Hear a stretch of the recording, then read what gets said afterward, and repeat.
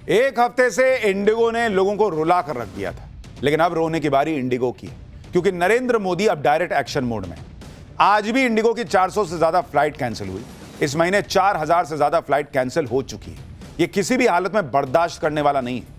PM Modi इसे देखकर बहुत गुस्से में भी हैं। एनडीए की मीटिंग में पीएम मोदी ने कह दिया कि नियम और सुधार अपनी जगह पर महत्वपूर्ण है, लेकिन उनकी वजह से जनता को किसी तरह की परेशानी नहीं होनी चाहिए। पीएम मोदी ने कहा कि सरकार के बनाए कोई भी नियम देश के लोगों पर बोझ नहीं बनने चाहिए।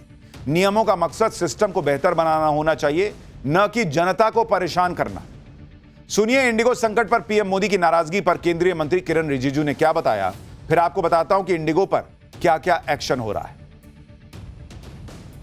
प्रधानमंत्री जी ने एक बात को बल दिया है कि कोई भी कानून बनेगा, अभी से कोई भी नियम बनेगा, उसमें ऐसा कोई प्रावधान नहीं होना चाहिए जिससे किसी भी नागरिक को नुकसान हो या तकलीफ दे। The rules and the laws should not become a burden। Narendra Modi के एक्शन में आते ही इंडिगो की सारी हेकड़ी निकल गई। आप इंडिगो के सीईओ को देखिए। आज सिविल एविएशन मिनिस्टर और सेक्रेटरी के सामने इंडिगो के सीईओ पीटर एल्बर्ट्स की पेशी हुई। इंडिगो के सीईओ इस मीटिंग में हाथ जोड़े हुए दिखे, और यह बहुत ही पावरफुल तस्वीर है। जो इंडिगो किसी के सुनने में इंटरेस्टेड नहीं लग रहा था एक समय में, जिसे किसी की परवाह नहीं है क्या ऐसे सवाल पूछे जा रहे थे, आज की डेट में उनका सीईओ कैसे बैठा हुआ है, कैसे हाथ जोड़े हुए है, इसकी चर्चा हो रही है सोशल मीडिया पर। इधर एनडीए की मीटिंग में इंडिगो संकट को लेकर पीएम मोदी ने सख्त तेवर दिखाए, तो उधर इंडिगो पर एक्शन भी शुरू हो गया। एक तरफ सिविल एविएशन मंत्री राम मोहन नायडू ने संसद में साफ कर दिया कि मौजूदा संकट के लिए इंडिगो की जवाबदेही तय की जाएगी। दूसरी तरफ सिविल एविएशन मंत्रालय की हाई लेवल मीटिंग के बाद इंडिगो एयरलाइंस को लेकर बड़ा फैसला भी ले लिया गया। डीजीसीए ने इंडिगो की फ्लाइट्स में 5% की कटौती करने का फैसला किया है। इस वक्त इंडिगो के हर दिन करीब 2200 फ्लाइट्स उड़ती हैं। एक दिन में 2200 फ्लाइट उड़ती है इंडिगो की। डीजीसीए के फैसले के बाद इसमें से अब 110 फ्लाइट में कटौती हो जाएगी, यानी 110 फ्लाइट से जो इंडिगो कमाता था वो पैसा गया हवा में। यह कटौती हाई डिमांड हाई फ्रीक्वेंसी वाले रूट की फ्लाइट्स में की गई है। इंडिगो एयरलाइंस को इस फैसले की जानकारी दे दी गई है, और अब कौन कौन सी उड़ानें कम की जाएंगी इसकी लिस्ट तैयार की जा रही है। कहा तो यह भी जा रहा है कि भाई अभी तो यह शुरुआत है, इंडिगो के पर कतरे गए हैं, अभी तो और छटाई बाकी है, क्योंकि हो सकता है 5% के बाद 10% की कैपिंग हो जाए। इंडिगो को कैसे झटका लगा है, कैसे इंडिगो के अब आंसू निकल रहे हैं, क्योंकि देखिए इस कंपनी ने जो पब्लिक को रुलाया, किसके लिए रुलाया? पैसे के लिए ना रुलाया कि तुम रहो एयरपोर्ट पे, तुम बैठे रहो, लेटे रहो, सोए रहो 10-10 घंटा, हम जब भेजेंगे तब देखेंगे रिफंड करना है कि नहीं करना है। लेकिन इंडिगो को जो चपत लगी है, आप उसको देखिए कि अब उसके कैसे आंसू निकलेंगे, उसको कैसे आर्थिक नुकसान हुआ है। भाई टिकट रिफंड जो वो करने से बचना चाह रहा था, आज की डेट में कल तक उसने 827 करोड़ का टिकट रिफंड किया था, तो 827 करोड़ तो पहले ही गए। शेयर मार्केट में नुकसान, शेयर मार्केट में जो इंडिगो का शेयर गिरा, उससे इंडिगो को अभी तक कहा जा रहा है कि ऑलमोस्ट 37,000 करोड़ का सीआर का नुकसान हो चुका है। 37,000 करोड़। 5% फ्लाइट कटौती कर दी है सरकार ने, इससे 110 के करीब फ्लाइट कम उड़ेगी। इससे 3500 करोड़ रुपया 3500 करोड़ रुपया सालाना, ऑलमोस्ट सालाना जो है 3500 करोड़ रुपया जो है वो इंडिगो को नुकसान होगा। अगर 5% और किया तो 3500 करोड़ और जोड़ लीजिए, यानी 7000 करोड़ रुपया ऑलमोस्ट सालाना हो जाएगा। कहा जा रहा है कि फाइन लग सकता है आगे, अभी इसका फैसला नहीं हुआ है, लेकिन कहा जा रहा है कि सरकार हो सकता है 1000 करोड़ रुपए का फाइन इंडिगो पर लगा सकती है।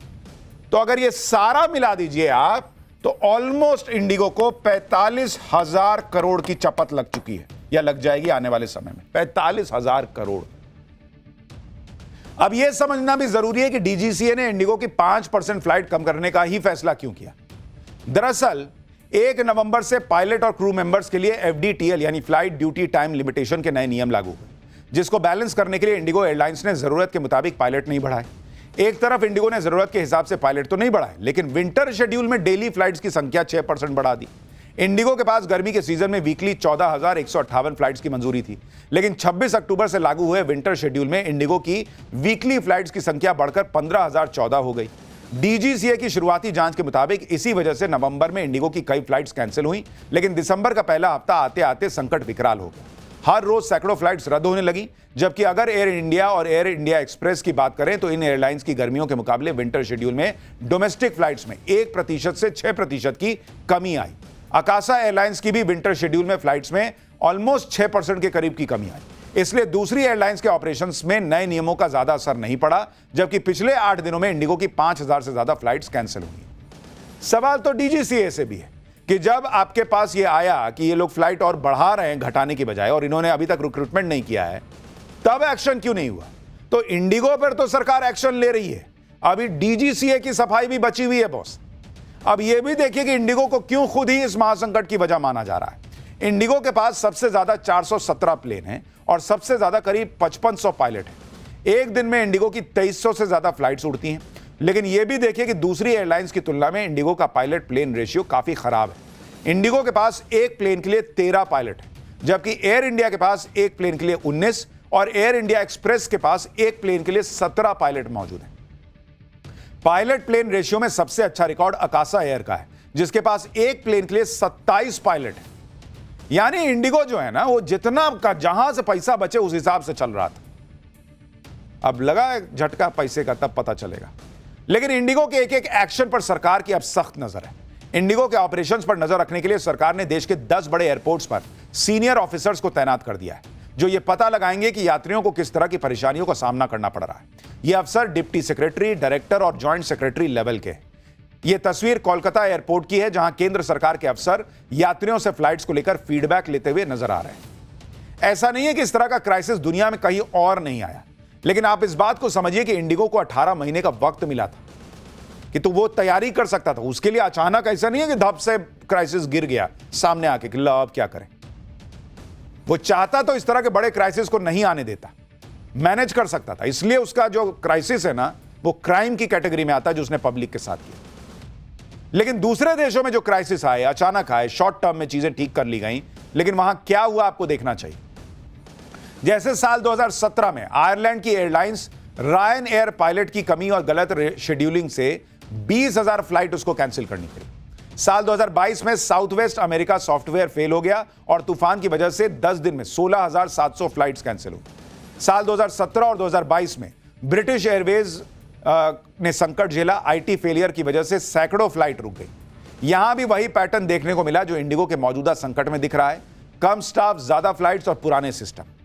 और अभी लेटेस्ट अपडेट यह है कि इंडिगो की फ्लाइट्स पर जो 5% कटौती की गई थी, उसे बढ़ाकर 10% कर दिया गया है, क्योंकि आज भी उसकी 400 से ज्यादा फ्लाइट कैंसिल हुई है। तो सरकार ने, अभी मैंने कहा था ना कि 5% और हो गया, 10% फ्लाइट में कटौती कर दी गई है इंडिगो की। आप देखिए कि हमारे यहां और बाहर के देशों का अंतर यह है कि यहां तो एयरलाइंस कोई लोड ही नहीं ले रहा था अभी कुछ दिन पहले तक, जबकि विदेशों में एयरलाइंस को पता है कि इस तरह के क्राइसिस में यात्रियों को रुलाया तो तगड़ा जुर्माना भरना पड़ेगा। जैसे आप देखिए कि यूरोपियन यूनियन में 30,000 से 70,000 रुपए प्रति व्यक्ति हर्जाना देना पड़ता है। इसके साथ ही यात्रियों के लिए होटल और खाने का इंतजाम करना होता है। अमेरिका में फ्लाइट कैंसिल होने पर टिकट के पैसे रिफंड करने होते हैं, होटल का इंतजाम करना होता है और भविष्य की यात्राओं के लिए कई तरह के कूपन्स देने पड़ते हैं। भारत में फ्लाइट कैंसिल होने पर किसी तरह का कोई हर्जाना नहीं मिलता, रिफंड भी आधा अधूरा मिलता है। होटल और खाना देने से भी एयरलाइंस बहाना बनाकर बचने के रास्ते ढूंढती हैं। यानी अमेरिका, यूरोप में फ्लाइट्स में देरी या कैंसिलेशन एयरलाइंस को बहुत महंगा पड़ता है, जबकि भारत में तो एयरलाइन कोई भी क्राइसिस आए या ना आए, इसमें इनकी चांदी ही चांदी होती है, क्योंकि ना तो कोई पेनल्टी है ना यात्रियों के लिए विकल्प। इसे भी देखने की जरूरत है।